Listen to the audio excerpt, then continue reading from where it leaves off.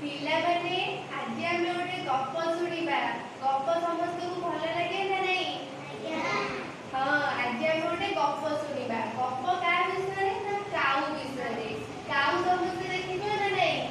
କିଏ କାଉ ଦେଖିଛ? ହାତ ଟେକିଲ। ହଁ, ଆମେ ଶୁଣିବା ଗୋଟେ ଚତୁର କାଉର ଗପ। ଚତୁର କାଉ। ଆମେ ଜାଣିଛେ କାଉ ବହୁତ ଚତୁର ସବୁ ପକ୍ଷୀଠୁ। ତାହେଲେ ଶୁଣିବା କଣ ଗପ।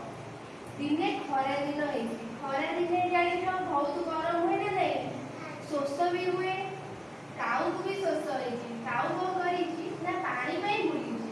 ଖରା ଦିନେ ତ ସବୁ ଶୁଖିଯିବ, ଶୁଖିଯାଏ। ସିଏ କଣ କରିଛି ନା ଦେଖିଛି ଗୋଟେ ମାଠିଆ ତରା ଗଛ ଉପରେ ଯାଇ ବଇଛି। କାଉ ଉଡେ ନା ନାହିଁ? ପକ୍ଷୀମାନେ ସବୁ ଉଡନ୍ତି। ସିଏ ଯାଇ ଗଛ ଉପରେ ବଇଛି। ଦେଖିଲା ଗୋଟେ ମାଠିଆ ଅଛି। ମାଠିଆ ଭିତରେ ପାଣି ବି ଅଛି, କିନ୍ତୁ ପାଣି କମ୍ ଅଛି। ସିଏ କଣ କରିବ? ପାଣି ପୁଣି ପିଇବ ନା ନାହିଁ? ଶୋଷ ତ ହଉଛି। କଣ କରିବ? ସେ ଚାରିଆଡକୁ ଅନେଇଲା, ଦେଖିଲା ସବୁ ଗୋଡି ପଡିଛି। ଗୋଡି ଜାଣିଛ? ଗୋଡି ଖେଳ ଯୋଉଥିରେ ଏଡିକି ଏଡିକି, ହଁ, ସେଇ ଗୋଡି ପଡିଛି। ସେ କଣ କଲା ନା ତା ଥଣ୍ଟ କାଉ ଥଣ୍ଟ ଦେଖିଛ ନା ନାହିଁ? ସେ କୋଉ ବାଟେ? ସେ ଥଣ୍ଟ ବାଟେ ନେଇ ଖାଏ ନା ନାହିଁ?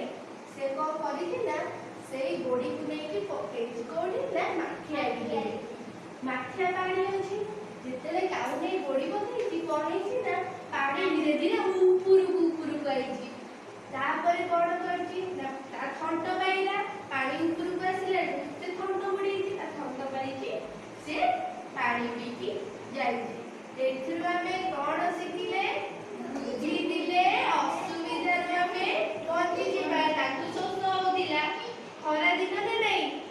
ଖରା ଦିନେ ଶୋଷ ହୁଏ, ତାକୁ ଶୋଷ ହଉଥିଲା। ତାର ସିନା ବୁଦ୍ଧି ଥିଲା ବୋଲି ସେ